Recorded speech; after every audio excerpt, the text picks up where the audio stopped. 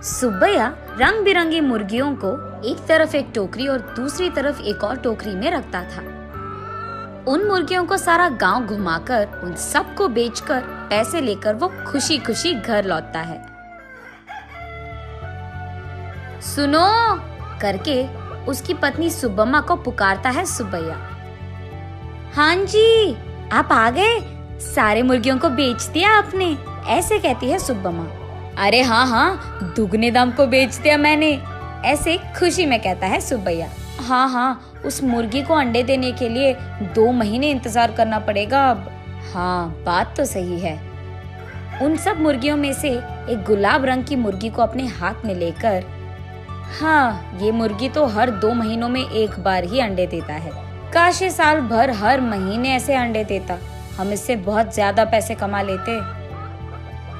ये कहकर उस मुर्गी को वही जमीन पे छोड़ देता है सुब्बैया। चलो छोड़ो जी, इसी मुर्गे के वजह से तो हम कुछ तो भी कमा पा रहे हैं, अब उसी से काम चलाना होगा। अब चलो, खाने का वक्त हो गया, खाने आ जाइए आप। उस रात के 12 बजने के बाद सुब्बैया धीरे से नींद में जागकर अपनी आंखें खोलता है। उसके बगल में मौजूद सुब्बम्मा गहरी नींद में थी। इसी को मौका मानकर सुब्बैया धीरे से एक चाकू को लेकर बाहर जाता है।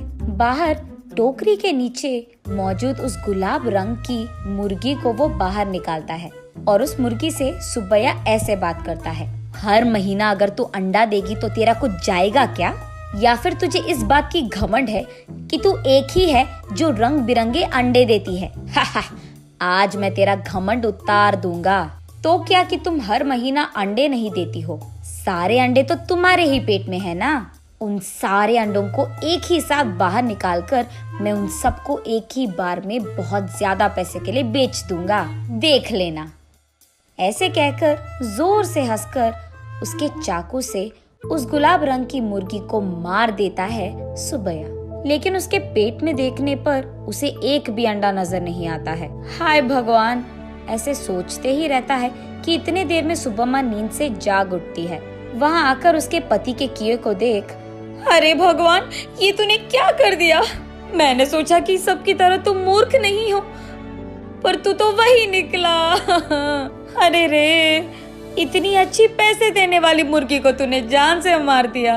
अरे रे, सोने की बतख की कहानी कभी सुनी नहीं है क्या तुमने? हाय भगवान, ये मेरे पति ने क्या कर दिया?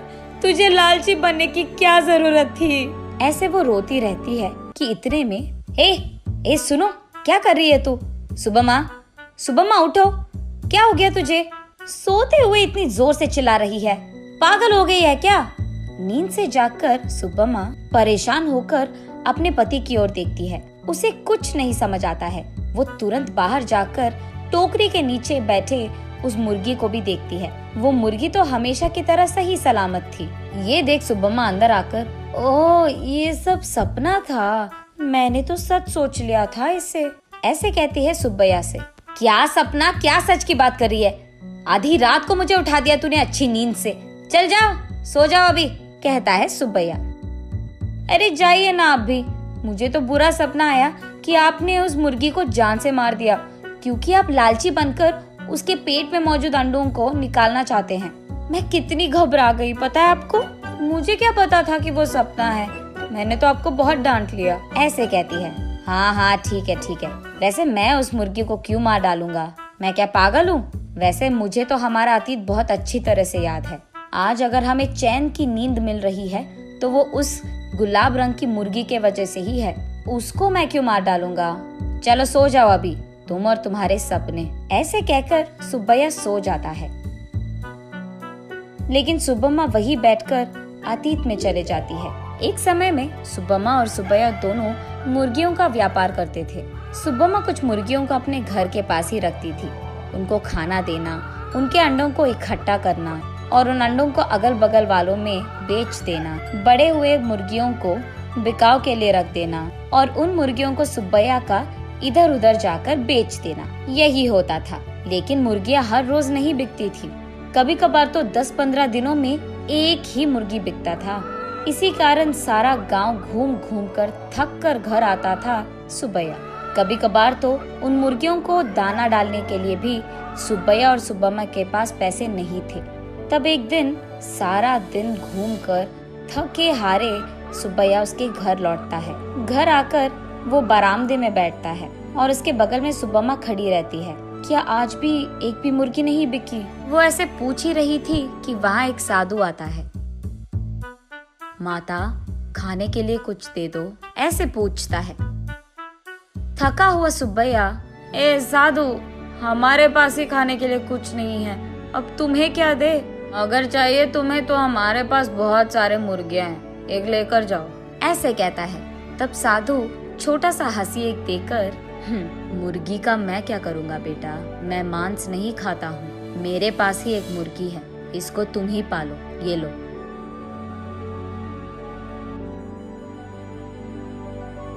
ये कहकर उनके हाथ में मौजूद एक गुलाब रंग की मुर्गी को उसके हाथ में देता है। मुड़कर देखने से पहले ही वो साधु वहाँ से गायब हो जाता है। सुब्बैया तब उस गुलाब रंग की मुर्गी को देख, इस तरह की मुर्गियाँ भी मौजूद है क्या? अगर इसी रंग के मुर्गियाँ हमारे पास होंगे तो हम उन्हें दुगने दाम में बेच पाएंगे, ऐसे कहता है सुब्बम्मा को देखते हुए। हाँ चलो ठीक है, अब हमें इस प्रकार के मुर्गी कहाँ मिलेगा? वो साधु मांसाहारी नहीं था इसीलिए दिया उसने, वरना इस रंग की मुर्गी हमारे पास कहाँ से आता? ये कहकर उस मुर्गी को वही एक टोकरी में डालकर वहाँ से चले जाते हैं। अगले दिन देखने पर वो मुर्गी अंडे देता है। ये देख वो दोनों उन सारे अंडों को एक जगह इकट्ठा करके रखते हैं।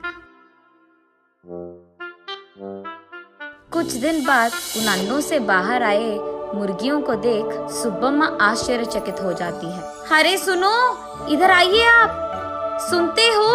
अरे कहाँ हो आप? इधर आइए जल्दी। ऐसे वो अपने पति को पुकारती रहती है। अरे क्या हो गया? ऐसे चिल्ला रही है जैसे कोई मर गया, क्या हो गया?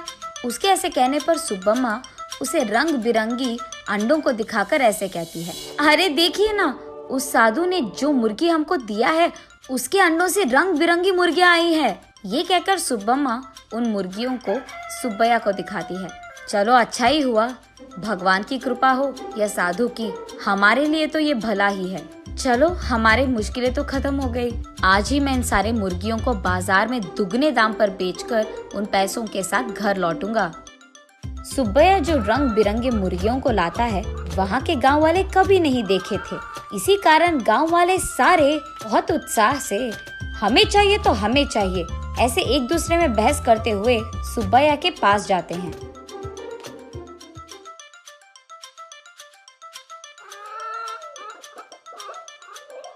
ऐसे वो मुर्गी 1 महीने में सारे दिन अंडे देकर, फिर 2 महीने बिना अंडों के, फिर उसके बाद 1 और महीना सारे दिन